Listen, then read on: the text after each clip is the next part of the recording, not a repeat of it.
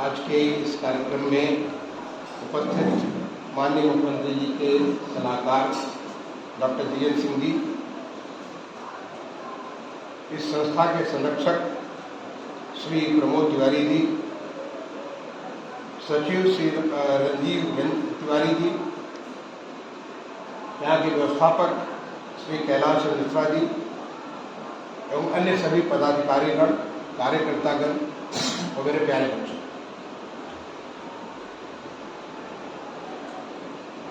आज एक बहुत महत्वपूर्ण दिन है 9 अगस्त का।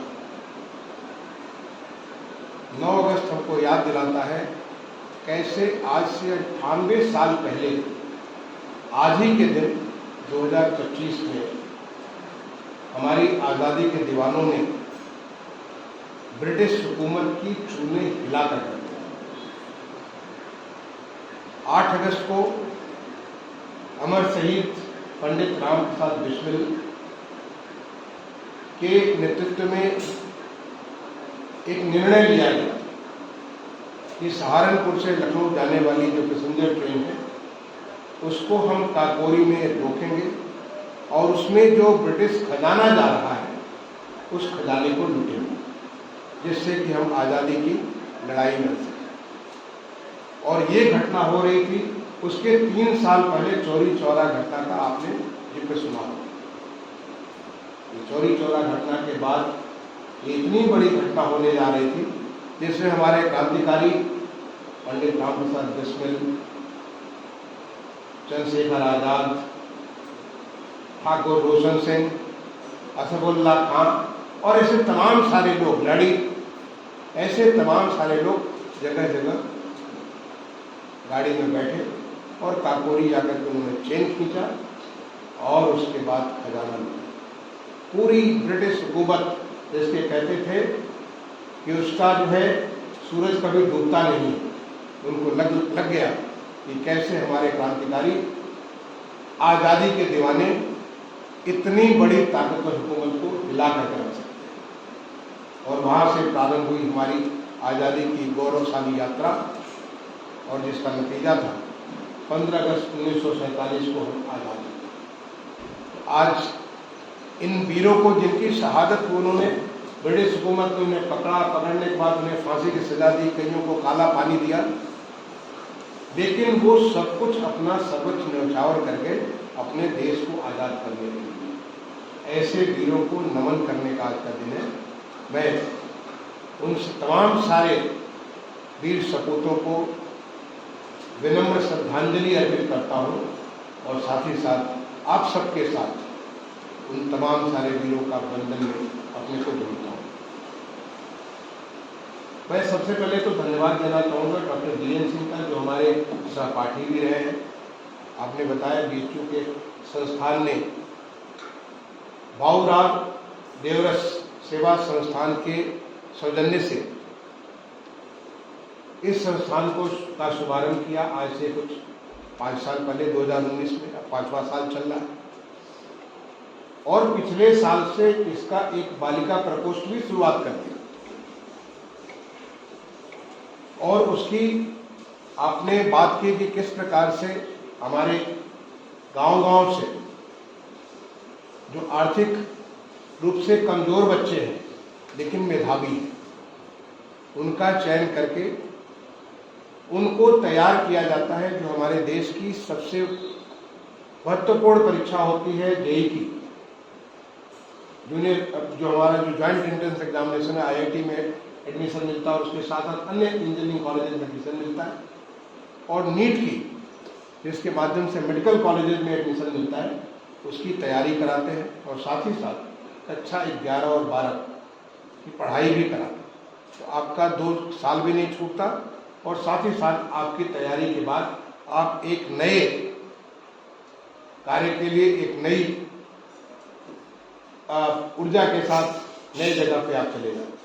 मुझे बड़ी खुशी हुई जान करके जब तिवारी जी ने बताया कि कुल 34 लोगों ने इम्तहान दिया पिछले 5 सालों के भीतर, 3 सालों के भीतर, और 34 में से 28 लोगों का सिलेक्शन हो गया, चयन हो गया। ये कितनी बड़ी तारीफ की बात है। सिलेक्शन का परसेंटेज 80% से ज्यादा है। और मैं समझता हूँ जिनका नहीं चयन हुआ होगा उनका शायद आगे अटेम्प्ट में आगे चयन हो गया होगा, यानी लगभग 100% के आसपास फर्स्ट अटेम्प्ट। पहले अटेम्प्ट में 28 का हुआ, अगले अटेम्प्ट में शायद बाकियों का हो गया होगा। आपने उसका ब्यौरा नहीं दिया। आपने बताया नीट के माध्यम से भी पहला आपका मेडिकल कॉलेज का भी अयोध्या, जो कि भगवान राम की नगरी, मर्यादा पुरुषोत्तम भगवान राम की नगरी का, वहां पे अयोध्या मेडिकल कॉलेज में सिलेक्शन हुआ, वो भी आपको बहुत बहुत बधाई हो। ये बताती है कि आप सारे लोगों के ऊपर इस शिक्षण संस्थान का जो एक आपका ऊपर ध्यान है, एक एक के ऊपर जो ध्यान है, आपके अंदर छुपी प्रतिभा को वो बाहर निकाल रहे हैं। और उसके द्वारा ही, क्योंकि मैं समझता हूँ कितने लाखों लोग परीक्षा देते पूरे देश में, और उसमें इतने बड़े प्रतिशत से चयन होना, ये अपने आप में बड़ी गौरव की बात है। ये अभिनंदनीय है इस संस्था के लिए। तो मैं इस संस्था को भी बहुत बहुत बधाई दूँ। मैं संस्था को इस बात के लिए धन्यवाद दूंगा कि आपने, डॉक्टर जीएन सिंह ने मुझसे बात की और उनके कहने पे आज आपने हमें आप सबसे सरोकार करने का मौका दिया, आपसे सीधे बात करने का मौका दिया। और उसके पहले जो बुद्धिदाता है सारे भगवान गणेश जी, माता वाग्देवी सरस्वती जी और भारत माता, जो हम सबको पालन करती हैं, उन सबका एक अभिनंदन, उनका सबका पूजा करने का, उसका प्रार्थना करने का भी मुझे मौका दिया। मैं उसके लिए संस्था का बहुत बहुत धन्यवाद देता हूँ। बच्चों, आपके नाम के साथ, आपकी संस्था के नाम के साथ हमारे राष्ट्र के गौरव, देश रत्न, भारत रत्न पंडित मदन मोहन मालवीय का नाम जुड़ा हुआ है। आपने उनके बारे में जरूर सुना होगा, पढ़ा होगा, और उनकी उस कर्मठता की, उनके उस संकल्प शक्ति की, जो संकल्प से सिद्धि की तरफ लेके गए। एक निर्णय हुआ कि हम देश में जो तमाम सारे हमारे लोग हैं जिन्हें अच्छी शिक्षा का अवसर नहीं प्राप्त होता है, वो पीछे रह जाते हैं, ऐसे लोगों के लिए एक बहुत बड़ा विश्वविद्यालय, जिसका नाम बनारस हिंदू विश्वविद्यालय है, उसका निर्माण किया जाए। पंडित जी के पास कोई धन नहीं था, कोई दौलत नहीं थी, केवल एक संकल्प था। और वो संकल्प था, एक सपना था कि हमें अपने देश में एक बहुत बड़ा शिक्षण संस्थान बनाना है, जहां पे बच्चे अध्ययन करेंगे, लोग रिसर्च करेंगे, अनुसंधान करेंगे और देश का निर्माण करेंगे। उनके संकल्प में इतनी शक्ति थी। और आपके भी संकल्प में, अगर आप एक ऐसा संकल्प लेते हैं, तो संकल्प में इतनी शक्ति होती है कि वो शक्ति स्वतः आपको उसको सिद्धि तक लेके जाती है।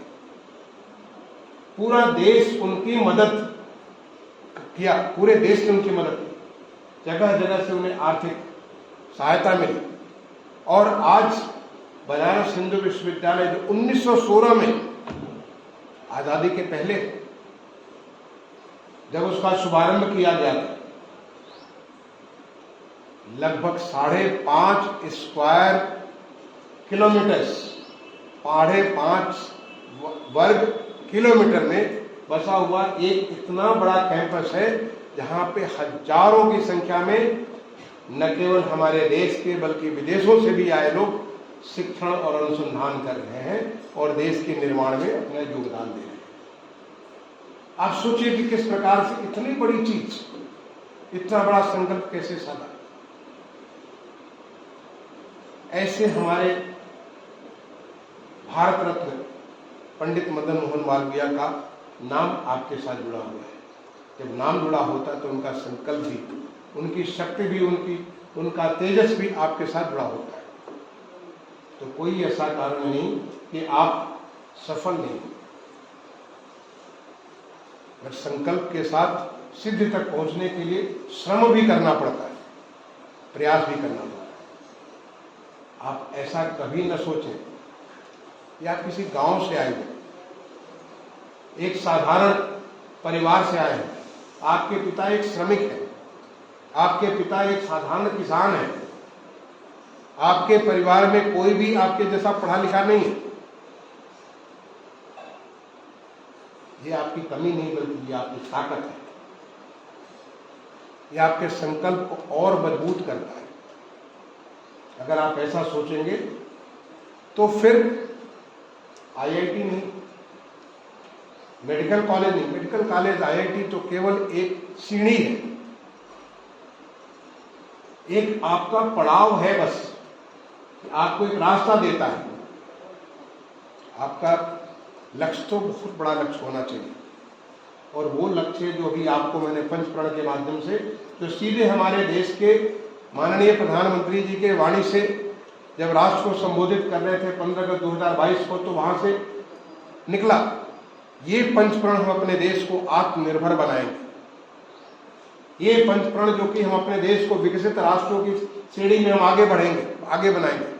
और आज पूरे देश का वो माहौल है, पूरा देश में जिस प्रकार का कायाकल्प परिवर्तन हुआ है, लोगों के मन में जिस प्रकार का विश्वास जगा है, कोई भी ऐसा क्षेत्र नहीं है जिस क्षेत्र में हमारा देश दुनिया में एक अग्रणी श्रेणी में आगे की कतार में आगे न बढ़ रहा। किसी भी क्षेत्र को आप ले लीजिए, हर क्षेत्र में अभूतपूर्व परिवर्तन पिछले 9-10 साल से हो रहा है, और ऐसे में हमें तो मौका ही मौका है। पहले लोग सोचते थे कि हम यहां से आगे करके क्या करेंगे, कहीं विदेश में जाएं, वहां कहीं पढ़े। आज दुनिया के अच्छे शिक्षण संस्थान आपके देश में उपलब्ध है। लोग सोचते थे कि नौकरी करने हम कहां जाए, कहां अवसर ढूंढे, चाहे व्यवसाय का अवसर हो, चाहे सेवा का अवसर हो, कहां ढूंढे। बहुत सारे लोग, जैसे मैं आईआईटी का पढ़ा हूं, मैं आईआईटी कानपुर में मैंने बीटेक किया 1983 में। आपको जानकर आश्चर्य हुआ, मेरे साथ आईआईटी में केवल 52 लोग थे इलेक्ट्रिकल इंजीनियरिंग में, 52 लोग थे इलेक्ट्रिकल इंजीनियरिंग में, और 52 लोगों में 44 लोग उसी साल विदेश चले गए थे। 44, आप सोच सकते हो, 52 में 44 अमेरिका चले गए थे पढ़ने के लिए। उन 44 में बहुत नहीं, 1-2 लोग वापस लौटे, सब वहीं के हो गए। मैं आपको बताना चाहता हूं कि उस समय जब मैं पास आउट किया था 1983 में, मेरे कीर्तिमान अभी भी कोई तोड़ नहीं पाया।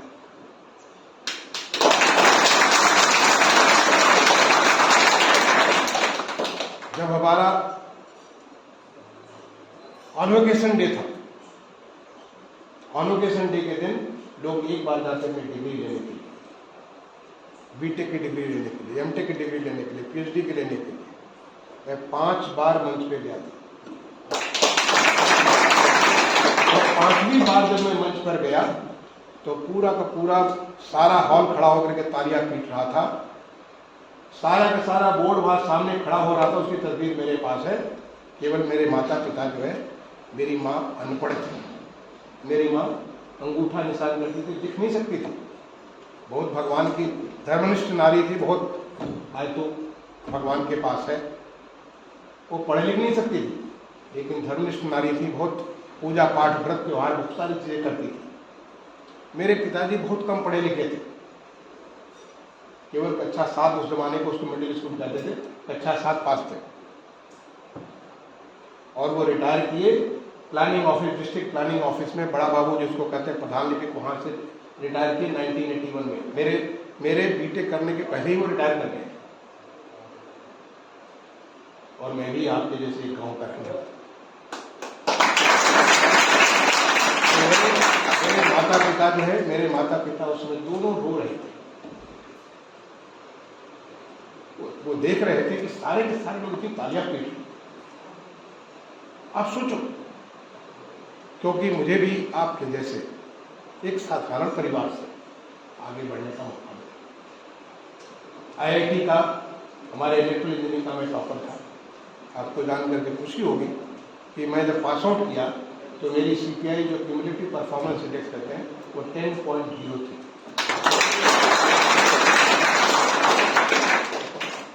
तो मैं इलेक्ट्रिकल इंजीनियरिंग का तो टॉपर था ही, पूरे बैच का भी टॉपर था।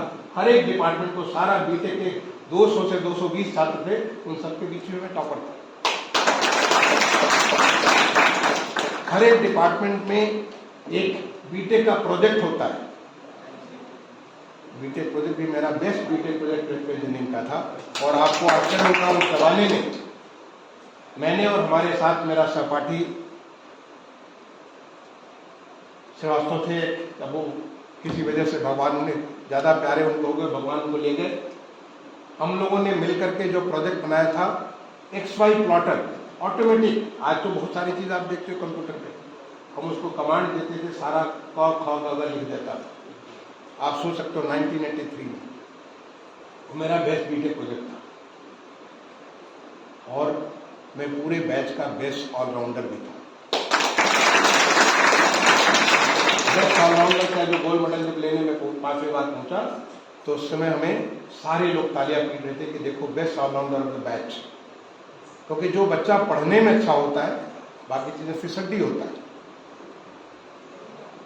बाकी चीज को ध्यान नहीं देते। लेकिन मेरे पिता ने मेरे अंदर एक संस्कार डाला था, श्रेष्ठता का संस्कार। मेरे पिता पढ़े लिखे बहुत कम थे, लेकिन उनमें बहुत सारी बातें, जब हम बचपन में गांव में जब हम पढ़ते थे, तो बहुत सारी गीता प्रेस की किताबें लाया करते थे। वो गीता प्रेस के तमाम सारे हमारे जो है ऐसे संस्कारवान बनाने के लिए बच्चे को ऐसी किताबें लाते थे, और वो सारी किताबें मैं पढ़ा करता था। तो मुझे पढ़ने का बहुत शौक था। वो ब्लॉक में काम करते थे, तो ब्लॉक में उस जमाने में रूस से बहुत सारी किताबें फ्री में आती थी, सब बांटने के लिए। मेरे पिताजी एक ही किताब खरीद लेते आते। तो मुझे आपको भारत का भूगोल, भारत के इतिहास से लेकर के दुनिया का इतिहास और दुनिया का भूगोल, ये सब बहुत कुछ जानकारी थी बड़े छोटी उम्र में, बहुत छोटी उम्र में, क्योंकि मैं पढ़ने का मुझे बहुत शौक था। और तो और आपको आश्चर्य होगा जान करके कि करीब 10 साल की उम्र में, जब मैं कक्षा 5 में पढ़ता था, अपने गांव में मैंने एक लाइब्रेरी स्थापित की थी। क्योंकि मैं ऐसा नहीं चाहता था कि मैं खुद पढ़ूं, मैं चाहता था हमारे सारे लोग भी पढ़ें। उस लाइब्रेरी का नाम मैंने रखा था सरस्वती पुस्तकालय। सरस्वती यानी माँ सरस्वती नहीं, सरस्वती हमारी बड़ी अम्मा हुआ करती थी, जो कि भगवान को प्यारी हो गई थी, तो उनके नाम पे बाबूजी उनको बहुत आदर देते थे, इसलिए उसका नाम सरस्वती पुस्तकालय। आज भी हमारे घर में सरस्वती पुस्तकालय का हमारे पास लिखा हुआ है गांव में।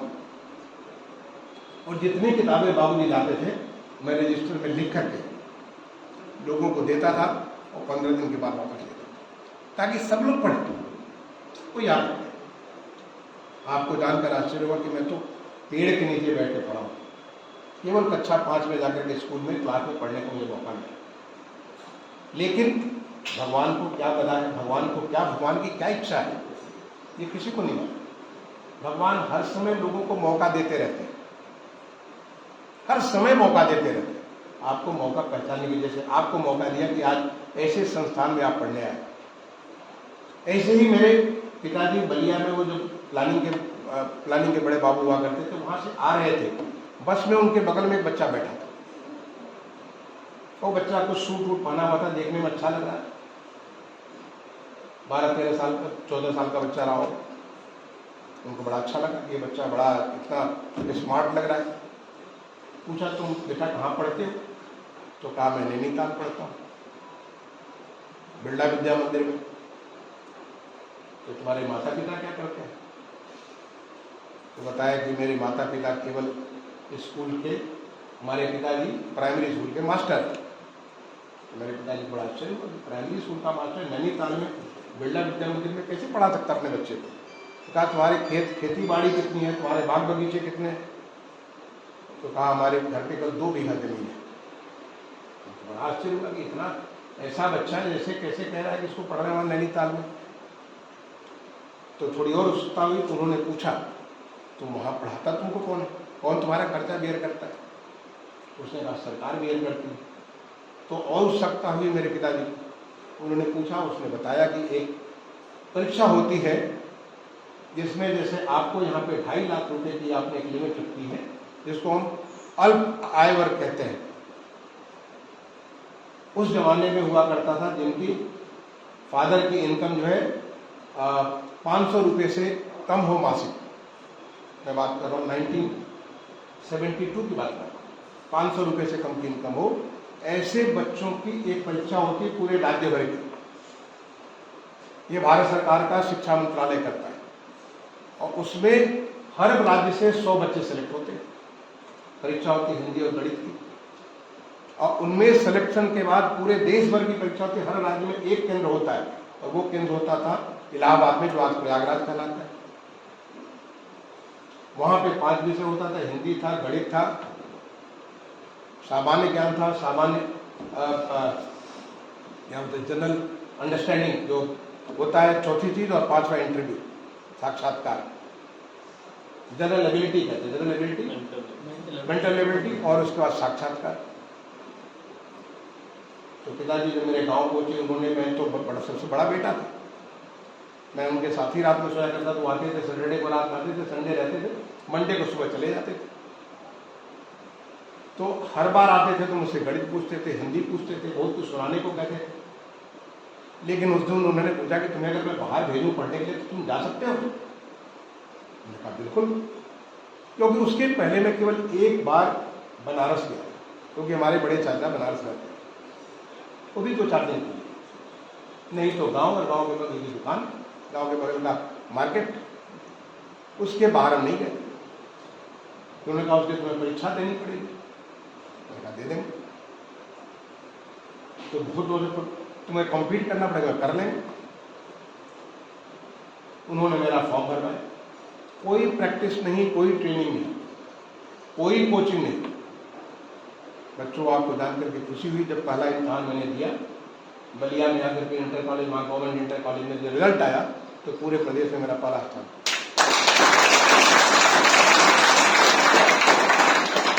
और उसके बाद जो दूसरा इम्तहान दिया मैंने तो पूरे देश में मेरा 5वां स्थान था। क्यों? क्योंकि मैं इतना पढ़ता था। आज भी मैं कुछ चीज़ों को सोचता हूँ जिससे मुझे, आप सोचो कि मुझसे जब 12 साल का मैं बच्चा था, जिस माने मुझे गांव में पढ़ता था, कक्षा 6 में पढ़ता था, इंटरव्यू में पूछा कि ऐसी नदियों का नाम बताइए जिनका रंग पे हो, कितने बच्चे बता पाएंगे? वो भी गांव में पढ़ने वाले। मैंने दुनिया की उन तमाम नदियों का नाम बताया जो मेरे दिमाग में अभी भी है। ऐसे समुद्रों का नाम बताइए जो रंग के ऊपर, वो सारे समुद्रों का नाम मैंने बता दिया। और यही नहीं बताया वो ये यहाँ पे, तो ये यहाँ पे, तो ये यहाँ पे। पूछा आपके देश के प्रधानमंत्री का नाम, तुमने कहा इंदिरा। और कौन कौन से देशों में महिला प्रधानमंत्री, मैंने सब बता दिया कि गोल्डा मेयर कहाँ पे और कहाँ पे सीमा भंडार। तो ये सब इतना ज्ञान मुझे पढ़ने पे, इतना ज्ञान था, इतना पढ़ने का चाव था, वो सब मुझे मालूम था। नतीजा ये हुआ कि मैं अपने गांव से निकला और सीधा रांची पहुंचा। और रांची जो हमारा स्कूल था, एक प्रकार से मैं उसको जो है, जो पहले किसी जमाने में हमारी जो संस्कार के देने की जो हमारे ऋषियों की गुरुकुल की परंपरा होती थी, ऐसी गुरुकुल परंपरा वाला स्कूल हमारा था, विकास विद्यालय, जिसकी स्थापना हमारे बिरला जी के दामाद, उन्होंने वहाँ पे स्थापना की थी कि बच्चों जमीन पे बैठ करके भोजन करना, मंत्र के साथ भोजन करना, सारे संस्कार, सारे के सारे सुबह से लेकर शाम तक एक एक चीजें जो हमारी भारतीय सनातन की ताकत है, जिसे हम भूल चुके थे। बहुत कुछ भूल के, हम आधुनिकता के बहाने हम बहुत चीजें भूल चुके हैं। ऐसे संस्कार वाला स्कूल मुझे मिला जहाँ पे लहसुन प्याज भी नहीं खाते थे। हम गाँव में भी अपने घर पे भी नहीं खाते थे, लहसुन प्याज वहाँ भी नहीं खाते थे। ऐसा स्कूल मिला।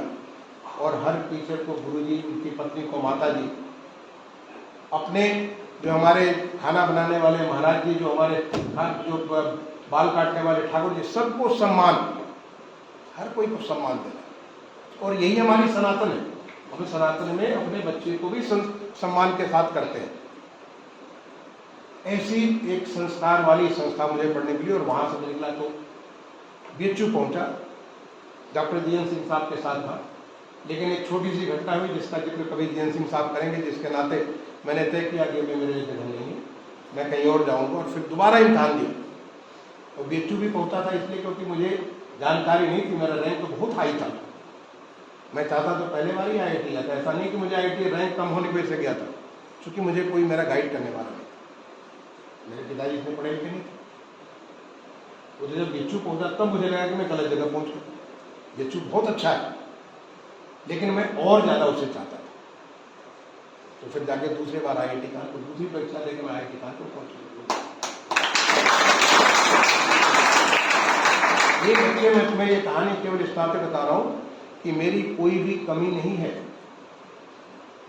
कमियां ये नहीं कि आप कहां पैदा हुए हो, अवसर ढूंढो, हर अवसर ढूंढो जहां पे आप बहुत कुछ कर सकते हो। और किसी चीज को अपना पड़ाव नहीं, किसी चीज में आप ये नहीं समझो कि ये हमारा अंतिम पड़ाव है। जिंदगी हमेशा आगे बढ़ने के लिए, हमेशा सीखने के लिए, हमेशा कुछ आगे करने का अवसर है। और तुम तो बच्चों, मैं कहूंगा बड़े भाग्यशाली हो, बड़े भाग्यशाली हो, क्योंकि आप ऐसे युग में पैदा हुए हो, ऐसे युग में पल बढ़ रहे हो जब हमारा देश एक परिवर्तन की लहर पे है। जैसे आजादी के पहले वो आजादी के दीवाने, तमाम सारे आजादी के दीवाने जो है इस देश को आजाद करने का, ऐसा नहीं था कि 100% सब लोग लग गए थे। बहुत सारे लोग अपना ऐशो आराम में खाना पीना, अपनी जिंदगी जीना, अपना सब कुछ करना उसी में लगे हुए थे। लेकिन उनके बीच ऐसी तमाम सारी प्रतिभाएं थीं, जैसे मैंने नाम लिया पंडित राम प्रसाद बिस्मिल, नाम लिया मैंने चंद्रशेखर आजाद। इन लोगों का नाम सुनकर के ही रोंगटे खड़े हो जाते हैं। इन्होंने जिस प्रकार से अपने बलिदान दिया, ठाकुर रोशन सिंह जी, भगत सिंह जी, ऐसे लोगों का नाम सुनकर के आपके दिल के अंदर ताकत आ जाती है। वो वक्त था जबकि पूरे देश को एक नई लहर, जो हमारे राष्ट्रपिता महात्मा गांधी के, उनके वहां से शुरुआत की, और वहां से इतना सारा पूरा देश आजाद होने के लिए जिस प्रकार से एकजुट हो गया था, नतीजा ये निकला बाकी देश हमारे आजाद होने के बाद आजाद होने चाहिए। उनको भी एक विश्वास हो गया कि अगर भारत आजाद हो सकता है, वो भी आजाद हो सकते हैं। तो 47 के बाद ही बाकी देश आजाद हुए। नहीं तो किसी की हिम्मत नहीं थी, किसी को सोच नहीं थी, किसी में ये भाव भी नहीं था कि क्या हम आजाद हो सकते हैं ऐसे लोगों के खिलाफ जिनके सूरज भी न डूबता हो, हमारा पूरे दुनिया में जिनकी ताकत हो। वो काल था। मालूम नहीं, हम भी उस समय किसी न किसी रूप में रहे होंगे, क्योंकि आत्मा तो मरती नहीं। हम शरीर अलग अलग रूप में ले करके, हम तो ऋषियों की संतान हैं। उन ऋषियों की आत्मा, उन ऋषियों से हम लोग तमाम सारी ताकत लेते हैं। हर ऋषि का जब नाम सुनते हैं तो उसके साथ मुझे लगता है कि हमारे शरीर में भी उन ऋषियों का अंश है। ऐसे ही हम हो सकता है कि हम भी उस आज़ादी की जो लड़ाई हुई, उस आज़ादी में भी हम भाग लिए हो, लेकिन हम चूंकि पीछे मुड़ के देख नहीं सकते हैं, तो हम उनसे तमाम सारे ऐसे बलिदानियों को हम लोग याद करते हैं। लेकिन जो माहौल उस समय था आज़ादी के पहले, एक बार दोबारा एक नया माहौल माननीय प्रधानमंत्री जी ने देश में खड़ा कर दिया है। पहले बार हम अपनी विरासत के प्रति इतनी ज्यादा चेतना और गर्व करना प्रारंभ कर दिए। पहले बार हम अपने देश को जब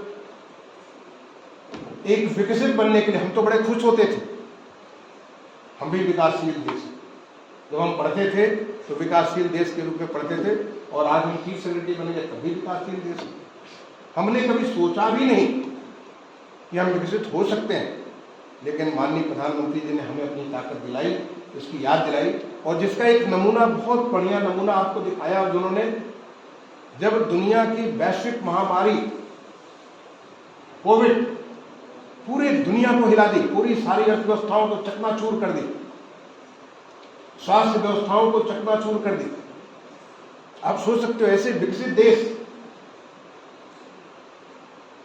अपने आप को पनाह ढूंढ रहे थे, सोच रहे थे कि कैसे हम इससे बाहर निकलेंगे, और ऐसी हालत में जिनकी स्वास्थ्य व्यवस्थाओं के बारे में कहते थे, इंडेक्स निकलता था, ये नंबर 1 है, नंबर 2, और हमारे देश को नीचे से नंबर दिया जाता था। लेकिन एक महामारी ने जब पूरी दुनिया को हिला दिया, तो हमारा देश आत्मनिर्भर भारत का संकल्प लेकर के आगे बढ़े।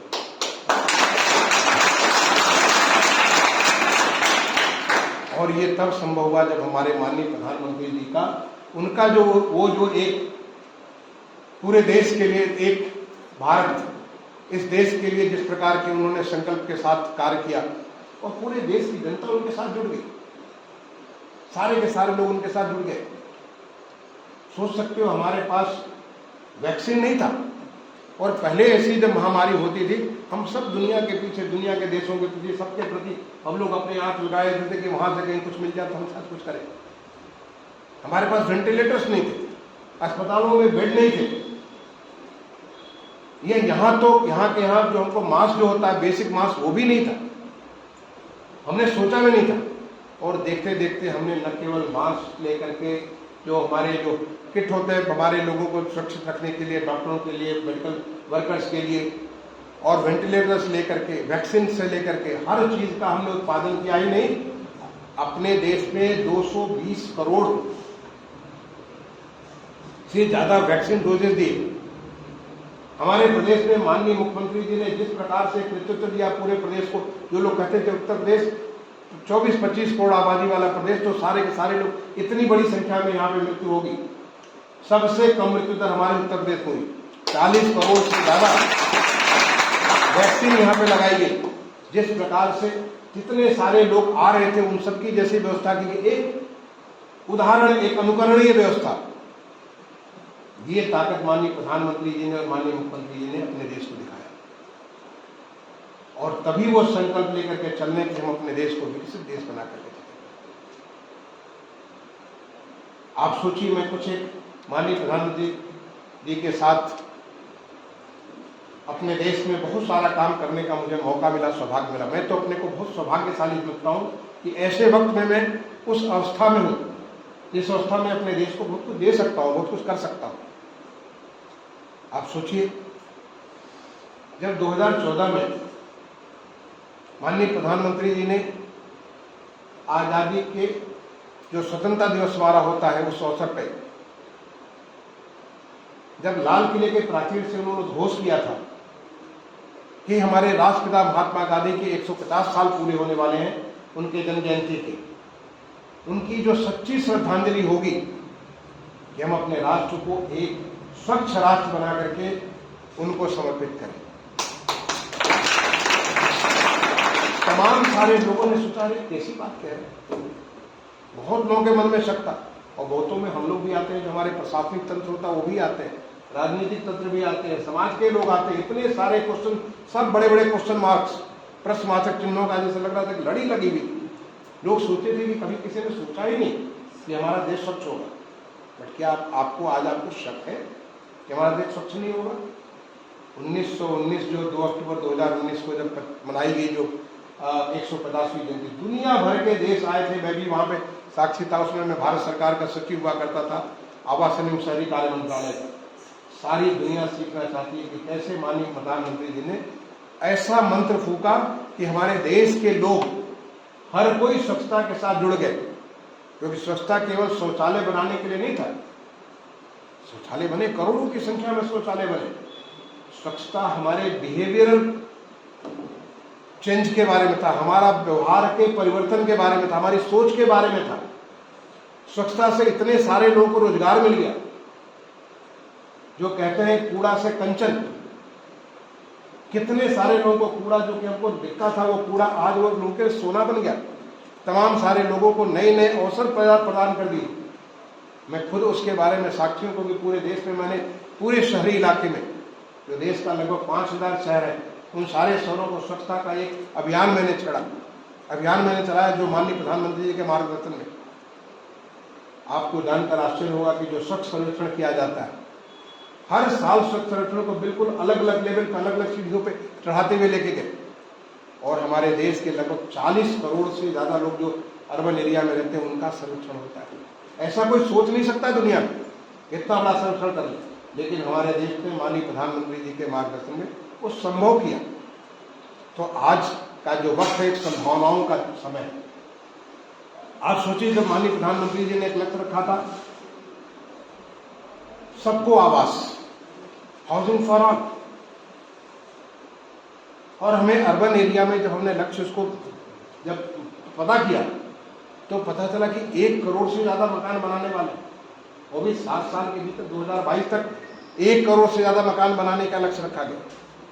इस धरती पर मां धरती माँ पे आज तक कभी भी किसी भी देश में कहीं भी इतना बड़ा हाउसिंग का प्रोग्राम नहीं चला। हाउसिंग के प्रोग्राम चलाने के लिए आपको जगह चाहिए, आपको पैसा चाहिए, आपको टेक्नोलॉजी चाहिए, आपको निर्माण करने वाले चाहिए, बहुत कुछ चीज चाहिए।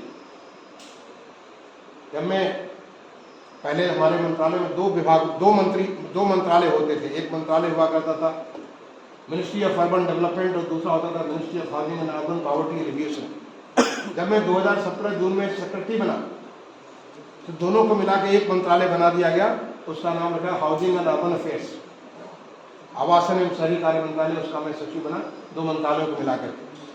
जो पहले हुपा था वहां से 2015 में माननीय प्रधानमंत्री जी ने लॉन्च किया था, जून 2015 में, ये हाउसिंग फॉर ऑल का कार्यक्रम। जब मैं सचिव बना और हमारे साथ ही आ गए, मैंने अपने जो ज्वाइंट सेक्रेटरी भारत सरकार में होते इस काम को थे, उनसे मैंने पूछा क्या प्रगति है? बहुत कम प्रगति थी। कैसे हो पाएगा? बोले साहब पहले तो कहते थे कि जो है 12 साल में केवल 8.5 लाख मकान बने थे। 2004 से लेकर के 2016 तक, जो 2 साल और उसके आगे जोड़ लीजिए, केवल 8.5 लाख मकान बने। तो मैंने अपने ज्वाइंट सेक्रेटरी पूछा में तुमको सबसे मुश्किल क्या लगता है? क्योंकि मुझे विश्वास था कि माननीय प्रधानमंत्री जी ने अगर कोई लक्ष्य लिया है तो उन्होंने बहुत आगे का सोच के लिया होगा और वो संभावना उनके मार्गदर्शन में पूरा होगा। उसने कहा कि जो क्रेडिट लिंक सब्सिडी स्कीम, जो बैंकों से जो लोन लेकर के मकान बनने हैं गरीबों के लिए, बोला साहब ये तो संभव नहीं। आज तक बैंकों ने 10,000 लोगों को भी लोन नहीं दिया मकान बनाने के, गरीबों को, ऐसे लोग जिनके पास कोई अपनी वक़्त नहीं है लोन अदा करने के लिए। मैंने कहा चलो इसी बात को ले लेते तुम्हारे साथ और हम इसको तुम्हारे साथ काम करते हैं। अगले 2 महीने हम इसमें पूरी ऐसी ऊर्जा ला देंगे कि ये देखते देखते कैसे आगे बढ़ेगा। और मैं लगातार हर सप्ताह रिव्यू करने लगा बैंकों के साथ, नेशनल हाउसिंग बैंक के साथ और जो जितने स्टेक होल्डर्स। आज आपको मालूम है कितने मकान बने क्रेडिट लिंक सब्सिडी स्कीम में? 25 लाख से ज़्यादा। और ये कंप्लीट सारी की सारी चीज़ ये पूरी टेक्नोलॉजी के माध्यम से सब कुछ ऑनलाइन हो चुका, सब कुछ। जब गरीब आदमी लोन के अप्लाई करता से लेकर गरीब को जब मकान मिल जाता, हर चीज़ सब कुछ पारदर्शी। और ये कैसे संभव हुआ? एक रिव्यू में माननीय प्रधानमंत्री जी ने कहा कि जो बड़ी शिकायतें आ रही, क्या आप ऐसा नहीं कर सकते हैं कि इसको कर दें कुछ, जिससे लोगों को सारा का सारा ट्रेस कर सके। मैं लग गया उस काम के ऊपर, उनके निर्देश को पालन किया और वो एक क्लैप के तहत हमने ऐसी एक स्कीम बना दी जिसके सब कुछ पारदर्शी व्यवस्था। ये संभव है। एक बार उन्होंने कहा कि क्या आप दुनिया की टेक्नोलॉजी नहीं ला सकते इसके बेसिस पे? मैंने सोचना प्रारंभ किया और हमने अपनी पूरी टीम को सारे दुनिया भर से, देश दुनिया से सारे हमने कंसल्टेशन किया और ग्लोबल हाउसिंग टेक्नोलॉजी चैलेंज के माध्यम से दुनिया की 6 सबसे बेहतरीन कंस्ट्रक्शन की टेक्नोलॉजी आज हमारे देश में, चेन्नई में, लखनऊ में, राजकोट में, इंदौर में, रांची में और अगरतला में बने। वो हमारे देश की टेक्नोलॉजी है। मैं आपको ऐसी चीज़ें, बहुत सारी चीज़ें हैं, ऐसी चीज़ें हो रही हैं जो इस काल में, जैसे कि आप पूरा सेंट्रल विस्टा को देख लीजिए। आज हमारा नया पार्लियामेंट, आप जब पार्लियामेंट को जाके देखोगे बच्चों तो तुम्हें लगेगा कि कैसे ये लोगों का पार्लियामेंट बना। पुराने पार्लियामेंट, नए पार्लियामेंट को देखोगे जिसमें आज ही नहीं बल्कि आने वाले समय जब हमारे पार्लियामेंटेरियंस बढ़ेंगे, उनकी संख्या बढ़ेगी 2026 के बाद, सबको अकोमोडेट करेगा और वो लोगों का पार्लियामेंट बनाएगा। ऐसी चीजें, क्योंकि ये हमारा परिवर्तन का काल है। आज हमारा चंद्रयान बहुत जल्दी उतरने वाला, चंद्रमा की धरती पर उतरने वाला, मंगलयान हमारा जा चुका है। आप उसकी हमारी जो पनडुब्बी के ऊपर लेकर के विज्ञान के हर तरीके से एक परिवर्तन का काल है और ये परिवर्तन हम सबको लेकर के देश को एक विकसित राष्ट्र के उसमें लेकर के पहुंचे। ऐसे में मैं आप सबसे कहूंगा कि आप बड़े सौभाग्यशाली हैं। जब हम आपकी उम्र में थे, जब हम कक्षा 11-12 तो मैंने पढ़ा नहीं क्योंकि मैंने हायर सेकेंडरी किया था, जब हम आपके जैसे कक्षा 10, 11, 12 के उस अवस्था में हुआ करते थे, इतनी संभावनाएं हमारे देश में नहीं थी। तब ये होता था कि IIT की परीक्षा हो गया तो बहुत अच्छा, नहीं हो पाए तो पता नहीं हमारा भाग्य, पता नहीं कहाँ जाएंगे, क्या करेंगे, क्या पढ़ेंगे। मेडिकल में वो PMT होता था, PMT हो गया तो बहुत अच्छी बात है, नहीं हो पाया पता नहीं क्या करेंगे। पूरी अनिश्चितता के दौर लेकिन आज आप जो भी हो, जो भी करोगे वहां पे आप श्रेष्ठ करोगे। आप ऐसा कुछ कर सकते हो जिससे आप गर्व कर सकते हो कि जब हम आजादी के 100 साल मनाएंगे 2047 में, और जब हमारा देश विकसित राष्ट्र बनेगा, एक आत्मनिर्भर राष्ट्र बनेगा,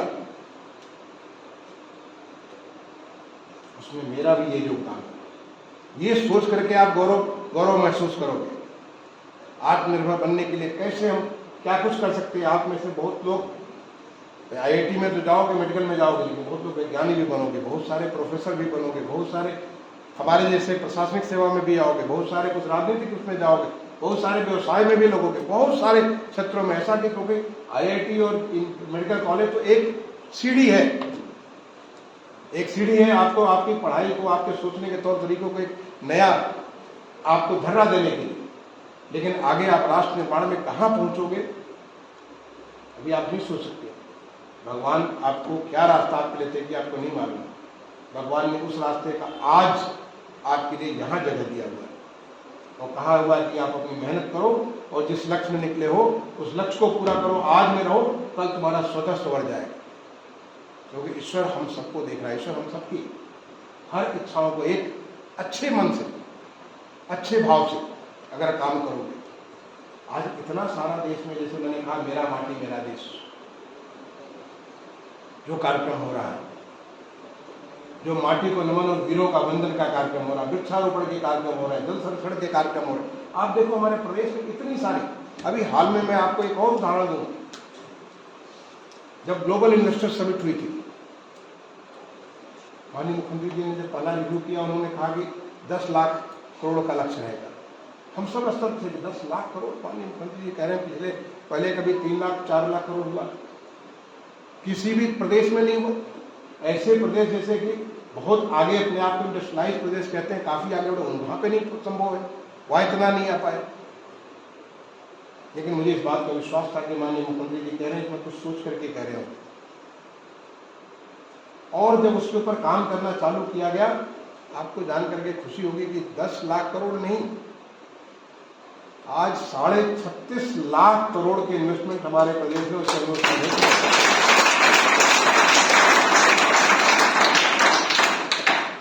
ये असंभव को संभव करने वाला युग है। अभी हाल में जब अब हमारा वृक्षारोपण का कार्यक्रम हो रहा था, वृक्षारोपण के कार्यक्रम में माननीय मुख्यमंत्री जी ने लक्ष्य रखा कि हम एक दिन में 22 जुलाई को 30 करोड़ पेड़ लगाएंगे। सबके सांसें फूल ली थी कि कैसे करेंगे, लेकिन देखते देखते वो व्यवस्था बनी कि हमने 30 करोड़ नहीं बल्कि 30 करोड़ से ज्यादा पेड़ 22 जुलाई को लगाए। आने वाले समय में 15 अगस्त को 5 करोड़ से ज्यादा पेड़ लगाने का लक्ष्य और वो पूरा होगा। आप देखोगे सारा, और ये जो पेड़ लग रहे हैं सारे जियो रेफरेंस, हर पेड़ को आप देख सकते हो कि कहाँ पे पेड़ लग रहा है लोगों को। और ये पॉसिबल हो पा रहा है क्योंकि आज सरकारी व्यवस्था काम नहीं करती। मुझे ध्यान आता है जब 2 अक्टूबर 2014 को माननीय प्रधानमंत्री जी ने राजपथ से, जो आज कर्तव्य पथ बन गया है, राजपथ से जब उन्होंने स्वच्छ भारत मिशन को लॉन्च किया था, उन्हें बहुत बड़ी बात की थी। उन्होंने कहा ये कार्यक्रम जो है स्वच्छ भारत मिशन जो है, ये कार्यक्रम सरकार का कार्यक्रम नहीं है, ये लोगों का कार्यक्रम है। जिस दिन इस देश के 125 करोड़ लोग ये बात तय कर लेंगे, मैं बात कर रहा हूं 2014 का, बात कर रहा हूं 2 अक्टूबर का, उस दिन दुनिया की कोई ताकत हमें गंदा नहीं रख सकती है। हर आदमी अगर सफाई की व्यवस्था सोच लेगा तो पूरा देश हमारा स्वच्छ होगा, और उसका नमूना आज आप देख रहे हैं। ऐसे हमारे माननीय मुख्यमंत्री जी ये नहीं कहते सरकारी कार्यक्रम में पेड़ लगाना, ये लोगों का कार्यक्रम है, जन आंदोलन है। लोगों को बचाने के लिए, अपनी सभ्यता को बचाने के लिए आज हमारा जो जिस प्रकार से क्लाइमेट चेंज हो रहा है, उस क्लाइमेट चेंज से अपने आप को बचाने के लिए, अपनी धरती माँ को सुरक्षित रखने के लिए, हम सबकी सभ्यता जो है इसको सुरक्षित रखने के लिए आवश्यक है हम वृक्ष लगाएं। तो जब माननीय मुख्यमंत्री इस प्रकार की प्रेरणा देते हैं, उसका नतीजा होता है कि उत्तर प्रदेश निकल पड़ता है। हर गांव, हर शहर में हर लोग, बच्चे से लेकर बूढ़े तक सब लोग निकलते हैं कि हम भी एक पेड़ लगाएंगे, और नतीजा होता है कि 30 करोड़ पेड़ एक दिन में लग जाते हैं। तो ये असंभावना, असंभव, जो चीज़ असंभव दिख रही है उसमें संभावना तलाशने के युग में तुम बच्चे पैदा हो और तुम उस युग में अभी आगे बढ़ रहे हो। आप सभी साक्षी होंगे जब 2047 में देश विकसित होगा, उसके सब साक्षी होंगे। और उसके लिए आप क्या कर रहे हो आज सोचो। हम कैसे अभी जो कर रहे हो, जो मैं अपने पिताजी से सीखा था, श्रेष्ठता हर काम में, खेलो तो श्रेष्ठ तरीके से खेलो। जब कोई किसी प्रकार का सांस्कृतिक कार्यक्रम कहीं भी भाग लो, अपना सिस्टम प्रदर्शन करो। पढ़ाई है तो सिस्टम करो। ये तो छोड़ो, मैं जब मैं ऑस्ट्रेलिया गया वहाँ भी मैं ऑस्ट्रेलिया जाके टॉप किया था। जब मैं हॉलैंड पढ़ने गया वहाँ भी जाके टॉप किया था। इंटरनेशनल इंस्टीट्यूट फॉर सोशल, ये सब मेरे पिताजी के दिव्य संस्कार थे और हमारे गुरुजनों के दिव्य संस्कार थे, जो बचपन में हमारे मिश्री लाल मास्टर जी, जो कि गाँव में पेड़ के नीचे पढ़ाने वाले हमारे प्रधानाचार्य थे मिश्री लाल मास्टर जी, वो हमें ऐसे संस्कार देते, जो करो सिस्टम करो। क्योंकि आपको भगवान ने आज वो मौका दिया है, कल वो मौका नहीं रहेगा। बच्चों, मैं तुमसे यही कहूंगा कि तुम बड़े सौभाग्यशाली हो। इस देश के परिवर्तनकाली, इस कायाकल्प वाले युग में तुम हो और तुम्हें उसमें बहुत बड़ा योगदान देना है। उस योगदान देने के लिए पहली शुरुआत ये है कि हमें जहाँ पे जो काम मिला है कि मैं कक्षा 11 और 12 को बेस्ट पढ़ाई करूँगा, वहाँ भी अच्छा करूँगा, और आईआईटी का इम्तहान, जेई का इम्तहान या आपका जो नीट का इम्तहान है उसमें भी हम बेस्ट करूँगा। और वहाँ पहुँच करके मैं भूलूंगा नहीं। बहुत लोग भूल जाते हैं, हमारे साथ बहुत सारे लोगों को मैंने कहा भूल जाते हैं लोग वहाँ पहुँच कर। भूलना नहीं, इसलिए मैंने शुरुआत आज पंचप्राण से किया। ये पंचप्राण आपका गाइडिंग फैक्टर होना चाहिए। ये प्रण आपको याद दिलाना चाहिए कि कितने मुश्किलात से आप सोचो कि कैसे आज से 75 साल पहले जब आज़ाद नहीं थे, बड़ा मुश्किल था। तमाम सारे जगह हम लोग जा नहीं सकते थे, बोल नहीं सकते थे, कर नहीं सकते थे, बहुत कुछ सोच करके भी नहीं कर सकते थे, क्योंकि हम गुलाम देश थे, हम आज़ाद देश थे। आज भी हम चूंकि पूरी तरह विकसित नहीं है, अभी भी हमारी बहुत सारी जो ऐसा होता है संभावनाएं बहुत होती है। छोटे से बीज में पूरा पीपल का वृक्ष, वट वृक्ष बनने की संभावना होती है, लेकिन उसके लिए उसे प्रॉपर माहौल चाहिए। हर बीज जो है वट वृक्ष नहीं बनता। वैसे ही जब हम विकसित देश होंगे, सोचो हमारी अर्थव्यवस्था कहां से कहां पहुंची होगी।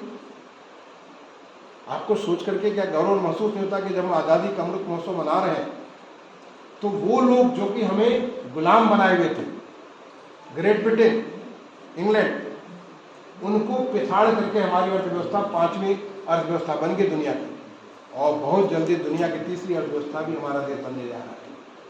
हम आगे बढ़ रहे हैं। उस आगे बढ़ने वाले काल में आप लोगों का बच्चों, आपको उसके साथ सोच करके आपको आगे बढ़ना है। आपको वो योगदान देना है, वो योगदान स्वयं से, क्योंकि आप इसमें ब्रह्मचर्य रूप में आप लगे हो अपने अध्ययन करने में। अपने को इतना ताकत बढ़ाओ, इतना ज्ञान बढ़ाओ कि आप अपने देश के लिए एक योग्य नागरिक बन सको। तो केवल ज्ञान नहीं बढ़ाना है, संस्कार भी बढ़ाना है। जो पुरातन से हमारे ऋषियों ने, संतों ने जो संस्कार में दिया, उस संस्कार को भी पालन करता है। क्योंकि ऋषि, जब आप पुराने ऋषियों को याद करते हैं तो आपको लगता है कि हमारा देश कितना गौरवशाली राज था।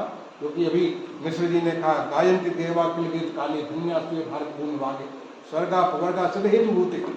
माने ऐसा जगह जहाँ पे स्वर्ग से भी लोग आने के लिए, देवी देवता तरसते थे इस भारत भूमि में आने के लिए, वो हमारे संतों की भूमि है। वो भूमि जहाँ इतने सारे भगवान राम से लेकर के भगवान कृष्ण से लेकर के भगवान बुद्ध से लेकर के सारे हमारे देवी देवता यहाँ जन्म लिए। हम सबको संस्कार, वो संस्कार को मैं नहीं भूलना। जब वो संस्कार होगा वही आपकी ताकत होगी, वही आपको आगे बढ़ाएगी। तो मैं बच्चों आज के दिन आप सबको आशीर्वाद भी देता हूँ, शुभकामनाएं भी देता हूँ, और अपने तरफ से मैं बताता हूँ कुछ भी असंभव नहीं तुम्हारे लिए। मन बनाओ, संकल्प लो, वो सिद्धि प्राप्त करेगा। मैं यहाँ का जो यहाँ के प्रशासन तंत्र है, जो इस भावराव सेवा न्यास का प्रशासन तंत्र, उन सारे लोगों को का मैं अभिनंदन करूँगा कि आप ऐसे तमाम सारे मेधावी बच्चों को आगे बढ़ाने में लगे हुए हैं। भगवान आपको इस कार्य में पूरी मदद करे, मैं उसके लिए प्रार्थना करता हूँ। और आपने मुझे यहाँ मौका दिया आपके साथ सीधे बातचीत करने का, उसके लिए मैं धन्यवाद देता हूँ। बहुत बहुत धन्यवाद।